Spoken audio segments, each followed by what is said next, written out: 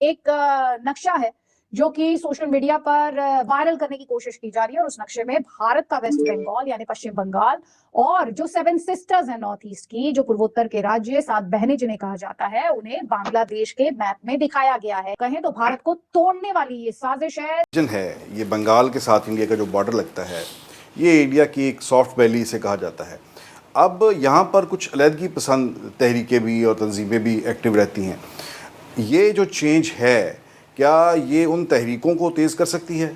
نہیں، یہ سب سے بڑا دھکا جو انڈیا کو لگ گیا اور فیکٹرز کے علاوہ، ایک تو یہ کہ انڈین اوشن میں وہ اپنے کو بڑی طاقت سمجھتے تھے، آہستہ آہستہ چائنا انہیں ریپلیس کر رہا ہے۔ پاکستان تو آلریڈی چین کے بہت قریب ہے۔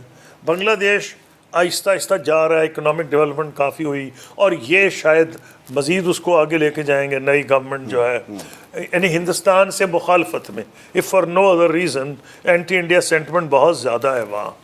پھر یہ کہ بڑا کم علاقہ، اس کو کہتے ہیں چکنز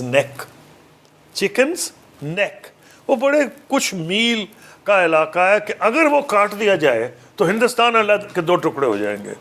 وہ ہے وہاں بنگلہ دیش کے قریب سلیگوری، اس کو شاید کہتے ہیں چکنز نیک اسے کہا جاتا ہے، کہ وہ اگر کاٹ دی جائے، یعنی اگر چائنا یا کوئی اور ملک کسی وجہ سے وہ کاٹ دے تو ہندوستان کے 2 ٹکڑے ہو جائیں گے۔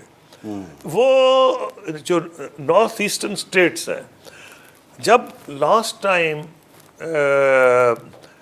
چائنا انڈیا کی جو کانفلکٹ ہوئی تھی، وہ ایک ہوئی ہے نا 2020 میں، وہ ہوئی ہے گلوان پہ، 2020 میں دوکلام پہ ہوئی تھی۔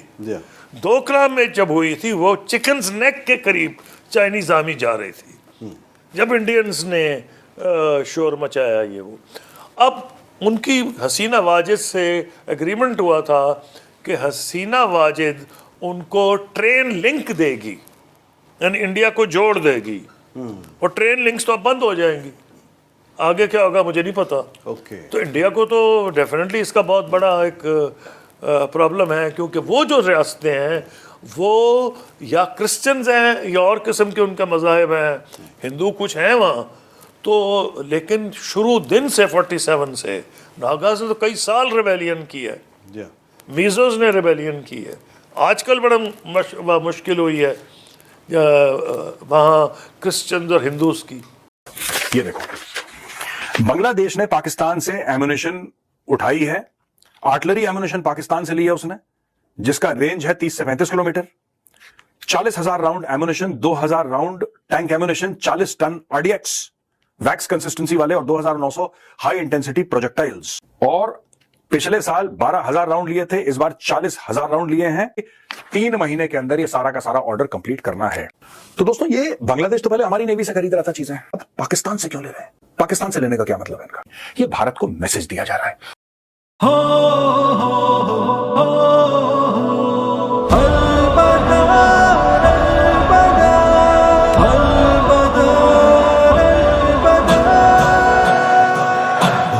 بدر کے جذبات ذرا پھر سے جگاؤ، ہر دشمن اسلام کو دھرتی سے مٹاؤ۔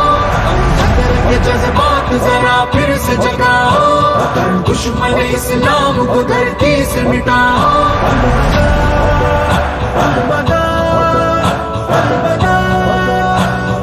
البدر، تم نے ہی تو امت کی ہے تقدیر بدل لی، اس راہ میں ہو جائے اگر سینہ بچل لی۔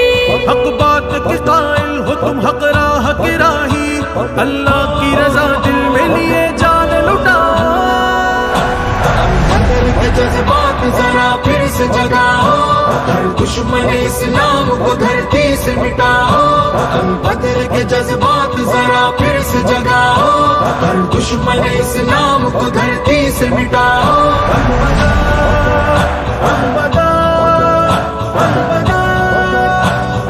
البدر، تم اس کی امت جو کہ جنگوں کا نبی تھا، ظلمت کا گلا گھونٹ دیا حق کا حامی تھا۔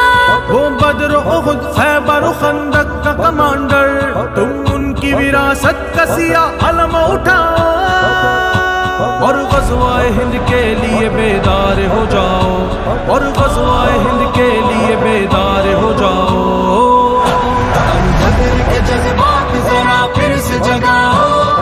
दुश्मन इस्लाम को धरती से मिटाओ, बदर के जज्बात जरा फिर से जगाओ, दुश्मन इस्लाम को धरती से मिटाओ।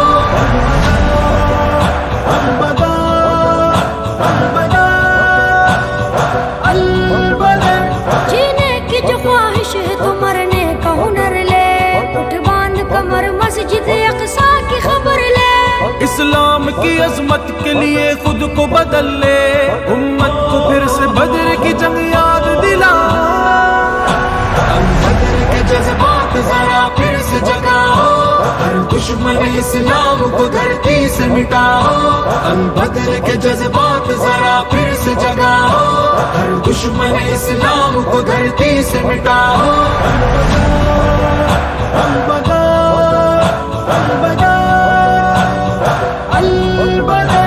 मज़लूम की आवाज सुनो, खौफ को छोड़ो, उठ जाग जरा कैद की जंजीर को तोड़ो। फिर अपने दिल अल्लाह की रहमत से ही जोड़ो, इस्लाम की कुव्वत जहां वालों को दिखाओ, बदर के जज्बात जरा फिर से जगाओ, दुश्मन इस्लाम को धरती से मिटाओ, बदर के जज्बात जरा फिर से जगाओ, दुश्मन इस्लाम को धरती से मिटाओ।